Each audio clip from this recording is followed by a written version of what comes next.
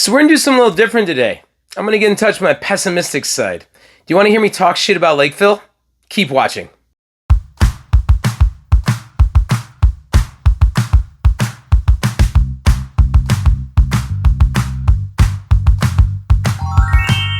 Hi, if you're new to the channel, my name is Chris, and I'm actually a licensed real estate agent, well, here in Lakeville, Minnesota. And today, well, we're getting a little controversial.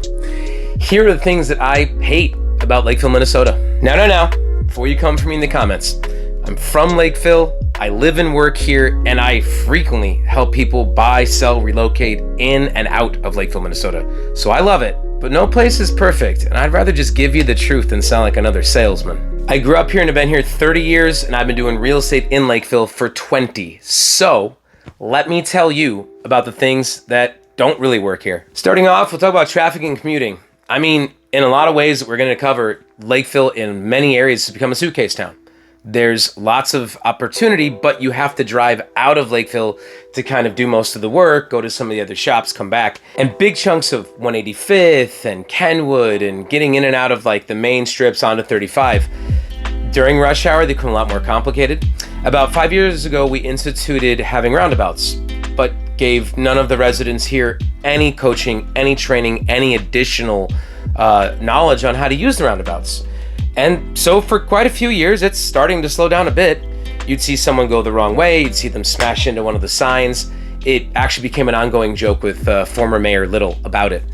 So like any place that's growing, you know, whatever you see now, it's only gonna keep having more traffic, and that's gonna create some more congestion. And if you're looking for something off the beaten path, you know, Lakeville was quiet for many decades, but it's heating up, and that's something you have to be mindful of. Around rush hour on 35 heading south is pretty much stop and go now for about a 30 to 60 minute portion of time, which again, go to LA, go to New York, there's no comparison. But for us, it used to just always be smooth sailing. Point number 2, we're not very walkable. You know, if you're in parts of downtown, you're gonna be close to some of the like bowling alley, babes, bars, restaurants to a certain degree.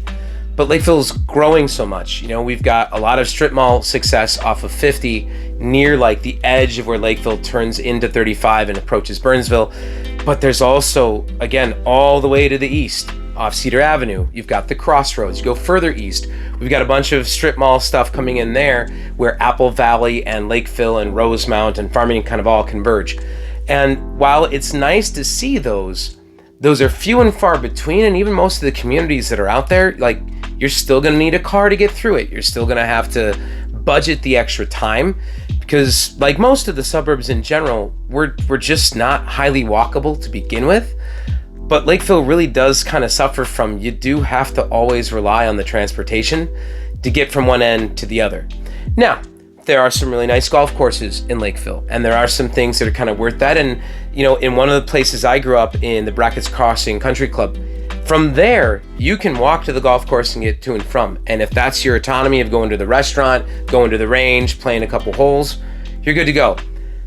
But unfortunately, outside of that and like the lake life, for those that want to be right on the water, everybody and everything else, you're gonna need a car. Point number 3, we've got the cost of new construction. And I would go further than saying not just the cost of new construction, because the market is what the market is, guys. Price of something is what people are going to pay for it. And Lakeville, Maple Grove, Woodbury have consistently, for more than a decade, been the top 3 fastest growing cities in the entire Twin Cities metro. So on one hand, that growth is part of how the city maintains its growth. It's part of how it gets the tax structure and the benefits it's going to receive.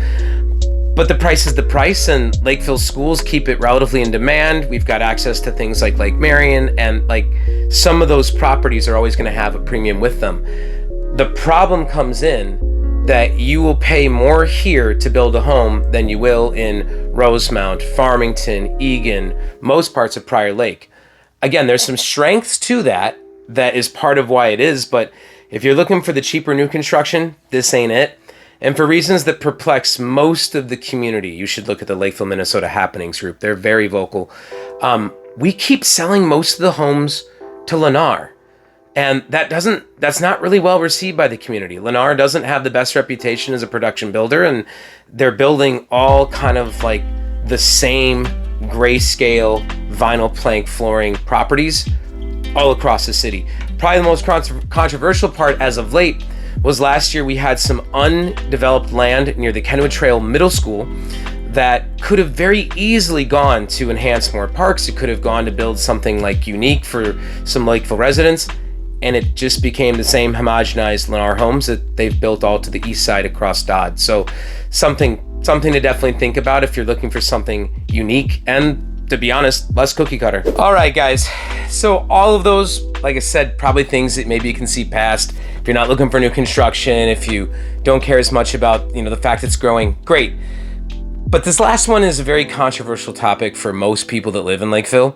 It's our municipal liquor store system. Now, let me get the good out of the way here. So we have the most profitable and beneficial municipally owned, that means city owned, liquor store system in the entire state of Minnesota. Last year alone, Lakeville Liquors contributed $1.3 million to the city towards their overall tax budget. It really kind of goes more towards like the maintenance of roads and some of the various projects that the city may take on. It is not a direct contribution to the schools, so don't let anyone try to confuse you with that. But you go anywhere else, that's unheard of. And it is really unparalleled when you're trying to manage a budget to figure out where does that money come from without constantly raising it on the owners there. But here's the problem. There has been a trickle-down effect going all the way back. About 2004, 2005, when we got Super Target off 185th there and the frontage road. And even back then, there was talk of it turning into a full Super Target with a liquor store. Can't.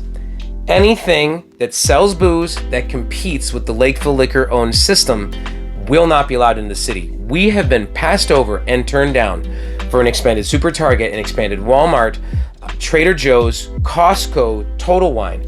Now, you may look at this and say, well, isn't that the overall homogenization of all the other cities around us? There's something to be said about how the Midwest looks at its retail, but the truth is, if you go to all those other cities, in places like Maple Grove and Woodbury, where they have them, everything else around them built out. More vendors, more retailers, more shops, more healthcare services, hair salon, and first and foremost, bars and restaurants, because they could support the infrastructure coming from those other places, and it made the city more attractive. I dare say, since I've already courted controversy in this video, our liquor system here has been to the detriment of everything else there is to do in Lakeville. Because in my personal, humble opinion, what's the point of having those tax dollars if you've made the rest of the city boring and uninteresting? We have truly suffered in our ability to attract and maintain a diversity of quality restaurants. Sure, we've got a couple of them, but they're not that fascinating. We just recently, in the last couple of years, finally kicked out Applebee's because chains are really all that you seem to get in some of these sectors. And I would say, again, it's to the detriment of all the other places that would come off of it and all the other ways to invest money, which, as I said, is largely turning parts of Lakeville into a place to raise your kids, a place to sleep at night, but you really have to venture out. And if you're under the age of 35, if you're still dating, oh, good Lord, good luck. You're gonna have to go to Minneapolis. You're gonna have to go to St. Paul. Parts of Edina may still have some of the breweries, the bars, the restaurants to experience, but largely, if you're looking to live somewhere that has all the things you want in the city, Lakeville ain't it, because you're gonna have to go outside of Lakeville in order to find it. All right, well, I have thoroughly given you my opinion and thoroughly trashed the very city I love. But that being understood, no city's perfect, no city's without its flaws. And as I said, part of the reason I'm still known working here and I'm still from Lakeville and have done a great deal in my own ways to help contribute to the city over the last 30 years, I still think it's a fantastic place to be. We've got a really good quality of life. Schools here are highly rated. The grass is green and well kept most places. There's a lot of things going on. Even if, as I admit, I gotta leave Lakeville for most of my recreation. I gotta go out, but we've got a bunch of parks, dog parks. We've got places to play soccer. There's a huge influx of the sports community. I mean, there's a lot of good Lakeville has.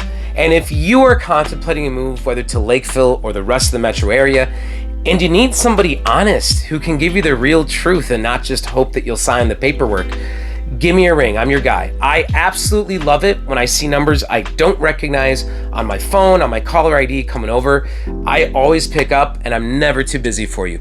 But in the meantime, assuming the city of Lakeville does not cancel me for saying this, thank you guys for sticking through this. Again, I will look forward to putting more of this content out, and I appreciate you watching. Have a great day, night, or midday wherever you are. I'll catch you here real soon. Take care, guys.